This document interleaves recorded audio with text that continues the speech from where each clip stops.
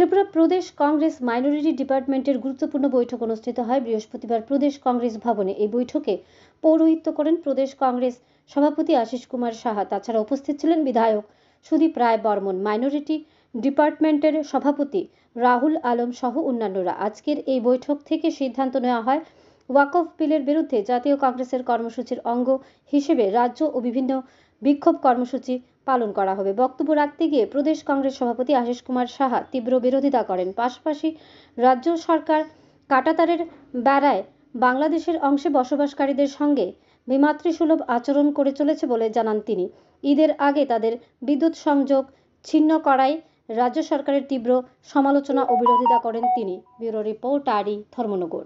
প্রথমত ত্রিপুরা প্রদেশ minority department আমাদের সংখ্যালঘু বিভাগের আহ্বানে আজকে এই জরুরি মিটিং। সারা রাজ্য থেকে আমাদের এই মাইনরিটি ডিপার্টমেন্টের যারা নেতৃত্বে আছেন তাদেরকে আজকে এখানে আমরা সমবেত করেছি। সারা দেশের পরিস্থিতি, সারা রাজ্যের পরিস্থিতি যদি আমরা পর্যালোচনা করি, আমরা লক্ষ্য করি যে এই রাজ্যের সরকার সংখ্যালঘু সম্প্রদায়ের মানুষকে কিভাবে তাদেরকে দিন যাপন করতে, তাদের দৈনন্দিন ধর্ম মত এবং তাদের জীবন ধারণের ক্ষেত্রে একটা প্রতিবন্ধকতার সৃষ্টি করে চলেছে।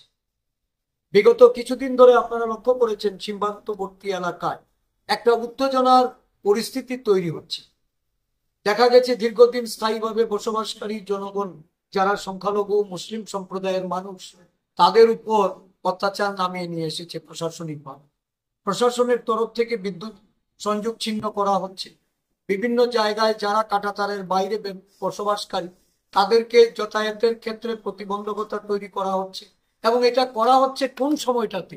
যখন একটা ঈদের বড় উৎসব যেটা আমাদের মুসলিম সম্প্রদায়ের মানুষের, এই ঈদের প্রাক্কালে একদিন দুদিন আগে সরকার প্রশাসনকে নেলিয়ে দিয়ে তাদের এই উৎসবকে ম্লান করার একটা প্রয়াস বা একটা ষড়যন্ত্রে লিপ্ত হয়েছে। আমরা এটার প্রতিবাদ করেছি।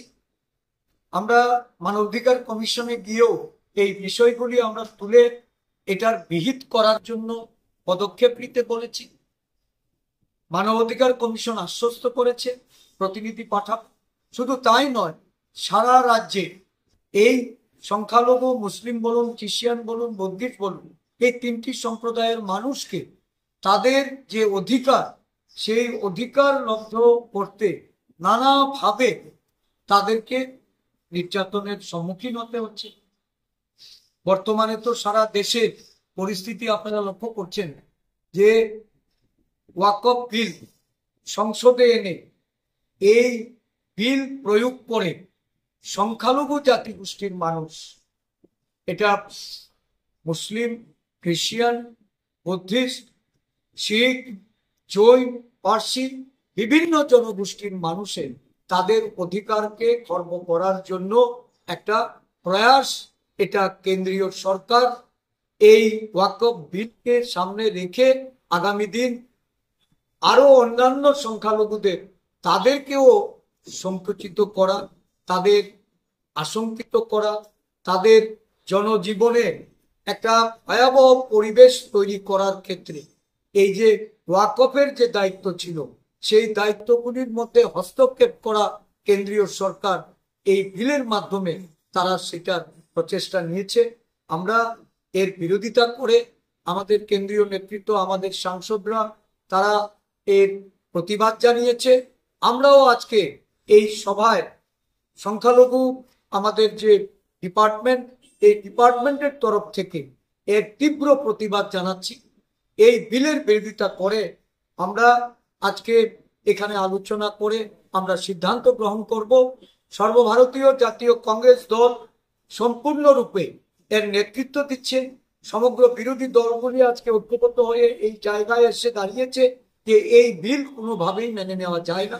এই বিলের বিরোধিতা করতে দেশব্যাপী যে কর্মসূচি গ্রহণ করবে ত্রিপুরা প্রদেশ কংগ্রেস এবং তার মাইনরিটি ডিপার্টমেন্ট, এই কর্মসূচি নিয়ে আমরা সেখানে সামিল হব। এটাই আমাদের আজকে নেতৃবৃন্দদের আলোচনায় উঠে এসেছে এবং সেই লক্ষ্যেই আমরা আমাদের সংগঠনকে পরিচালনা করার জন্য আমাদের এখানে রুহুল আমিন, আমাদের মাইনরিটি ডিপার্টমেন্টের চেয়ারম্যান, উনি এখানে আজকে বক্তব্যের মধ্যে এটা তুলে ধরেছেন যে কিভাবে আমরা আগামী দিনে সংগঠিত রূপে প্রতিবাদ স্বরূপ আমরা কর্মসূচি হাতে নেব।